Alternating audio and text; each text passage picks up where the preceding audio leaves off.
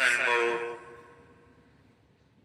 सुंदर सिंहासन पर विराजमान श्री परमहंस महान विभूतियों के पावन दर्शन दीदार करते हुए एक बार ऊंचे और मीठे स्वर में मिलकर बोलना जयकारा बोल में।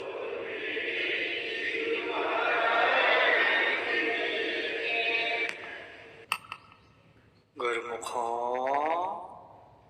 संसार में कई प्रकार के ऐसे लोग हैं जो किसी न किसी तरीके से उपकार का कार्य करते रहते हैं। कई गरीबों के लिए भोजन का प्रबंध भी करते हैं, तो कई लोग ऐसे भी हैं जो नग्न व्यक्तियों को वस्त्र पहनाते हैं। उनमें से कई लोग तो ऐसे भी हैं जो रोगियों को औषधि देते हैं। कई लोग तो विद्या दान के लिए धन भी व्यय करते हैं। अब इस तरह के लोग श्रेष्ठ पुरुष कहलाते हैं, क्योंकि इन्होंने परोपकार का कार्य किया है, बहुत ही अच्छा कार्य किया है। परंतु इनसे भी सर्वश्रेष्ठ संत महापुरुष होते हैं,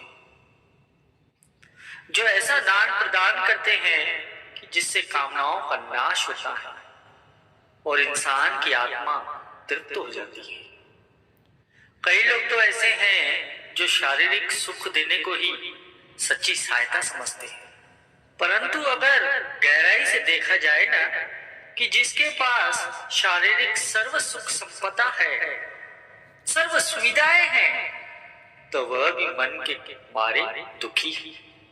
वास्तविक सहायता तो इस चंचल मन को स्थिर करने में है, और इस चंचल मन को स्थिर कौन कर सकता है?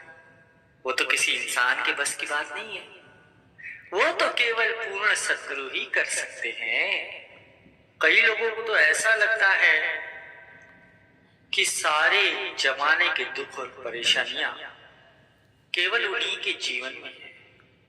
कोई न कोई किसी न किसी दुख के कारण अशांत और परेशान है। सुखी कौन है? सुखी तो वो है जो अपने सद्गुरु द्वारा प्रदान किए हुए इनाम की कमाई करता है।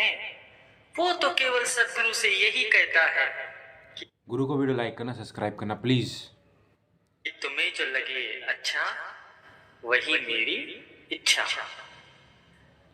ऐसे ही एक बार एक दुखी भक्त अपने ईश्वर से शिकायत कर रहा था कि भगवान, मैं आपका इतना बड़ा भक्त हूं, परंतु आप मेरा ख्याल नहीं रखते। आपकी सेवा करता रहता हूं, दिन रात आपको स्मरण करते रहता हूं, फिर भी मेरी जिंदगी में ही सबसे ज्यादा दुख है। ऐसा क्यों? परेशानियों का तो अंबार लगा हुआ है, एक खत्म होती नहीं कि दूसरी तैयार रहती है। दूसरों की तो आप सुनते रहते हो, उन्हें तो हर खुशी देते रहते हो। देखो, आपने सभी को सारे सुख सुविधाएं दी हुई है, परंतु मेरे हिस्से में केवल दुख ही दुख दिए हैं। ऐसा क्यों भगवान? तभी भगवान उसे समझाते हैं कि बेटा, ऐसा नहीं है। सबके अपने अपने दुख और परेशानियां हैं। अपने कर्मों के अनुसार हर एक को अपना फल प्राप्त होता है। यह केवल तुम्हारी गलत फहमी है कि सिर्फ तुम्हें ही दुख है, बाकी सब सुखी हैं। ऐसा नहीं है। परंतु ये तो भक्त था, सुनने को राजी नहीं। भगवान ने काफी समझाया, परंतु ये समझने को तैयारी नहीं था। भगवान भी बेचारे थक हार गए समझा समझा कर। फिर भगवान ने एक उपाय निकाला और अपने भक्त से कहा कि बेटा, मैं तुम्हें एक अवसर देता हूं अपनी किस्मत बदलने का। वो देखो, सामने एक बड़ा सा पुराना पेड़ है। इस पेड़ पर सभी ने अपने अपने दुख दर्द और तमाम परेशानियों, तकलीफें, बीमारियां, तनाव, चिंता, सबने एक एक पोटली बांधकर उस पेड़ पर लटका दिए हैं। जिसे जो भी कुछ दुख था तो वहां जाता है और अपनी समस्त परेशानियों की पोटली बनाकर उस पेड़ पर टांग देता है।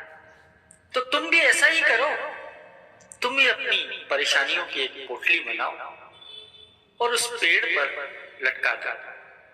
इससे तुम्हारी समस्या का हल हो जाएगा। भक्त भगवान की बात सुनकर खुशी के मारे उछल पड़ा।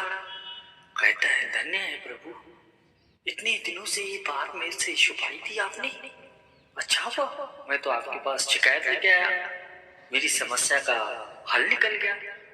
ठीक है, मैं अभी जाता हूँ और अपनी एक पोटली बनाता हूँ और उस पेड़ पर लटका देता हूँ, मेरी सारी समस्याएं खत्म, फिर तो सुख ही सुख है। भगवान उस भक्त को रोकते हैं, कहते हैं कि बेटा, परंतु एक मेरी छोटी सी शर्त है। भक्त बोलता है, कैसी शर्त है भगवान? भगवान उसे समझाते हैं कि जब तुम अपने सारे दुखों परेशानियों की पोटली बनाओगे और उस पर टांगने जाओगे तो उस पेड़ पर अपनी पोटली टांग देना और वहां पर पहले से ही टंगी हुई पोटलियों में से एक पोटली उठाकर मेरे पास आना पड़ेगा। कोई भी पोटली उठा लेना उसमें से, परंतु एक पोटली उठाकर मेरे पास आना। अब भक्त को थोड़ा अजीब लगा, परंतु उसने सोचा चलो ठीक है। फिर उसने अपनी सारी समस्याओं की एक पोटली बनाई और पेड़ पर टांगा। मन में विचार करने लगा, चलो एक काम तो हो गया, मुझे जीवन में अब कोई चिंता नहीं रहेगी। परंतु भगवान ने कहा, वापस आते समय एक पोटली साथ में लेके आना। ठीक है, एक पोटली ले लेता हूँ, परंतु यहाँ तो बहुत सारी पोटली हैं। गुरु को वीडियो लाइक करना, सब्सक्राइब करना प्लीज। बहुत सारी। हाँ, ऐसा करता हूँ, ये छोटी वाली पोटली उठा लेता हूँ, ये ठीक रहेगी। अब जैसे ही उस पोटली को हाथ लगाने के लिए भक्त ने आगे हाथ बढ़ाया, उसी क्षण उसे ख्याल आया, पता नहीं इसमें क्या है, चलो दूसरी वाली लेता हूँ। दूसरी वाली की तरफ हाथ बढ़ाया, फिर रुक गया, सोचने लगा, नहीं बाबा नहीं, इसमें कोई गंभीर बीमारी निकली तो नहीं नहीं नहीं। फिर तीसरी वाली की तरफ हाथ बढ़ाया, फिर रुक गया, पता नहीं ये किसकी है, इसमें क्या दुख परेशानियां भरी पड़ी है। हे भगवान, मैं क्या करूं, मैं तो बड़ा परेशान हूं। क्या सच कहते हैं तो, बंद मुट्ठी लाख की, खुल गई तो खाक की। अब जब तक पता नहीं कि दूसरों की पोटलियों में क्या दुख परेशानियां हैं, क्या चिंताएं हैं, क्या मुसीबतें हैं, तब तक तो ठीक लग रहा था।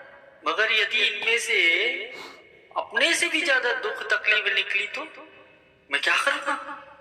मेरे उन सुखों का क्या होगा जो मैंने भगवान से मांगे थे?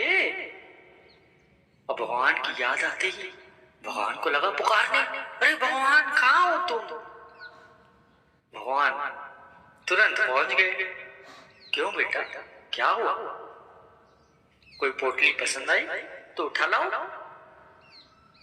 भक्त तो भगवान के चरणों में गिर पड़ा।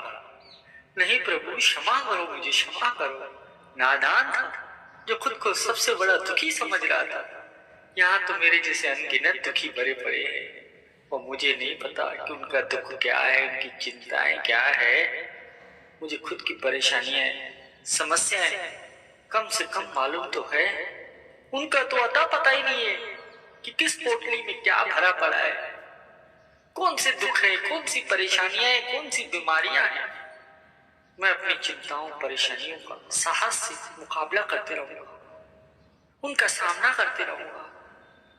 अब मैं निराश नहीं हूंगा भगवान, सभी के अपने अपने दुख और परेशानियां हैं, मैं सामना करूंगा भगवान और आपकी भक्ति भी करते रहूंगा।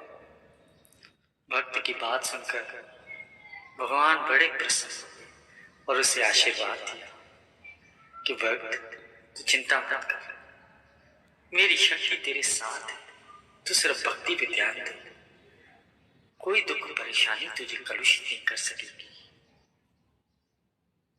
गुरु को वीडियो लाइक करना, सब्सक्राइब करना प्लीज।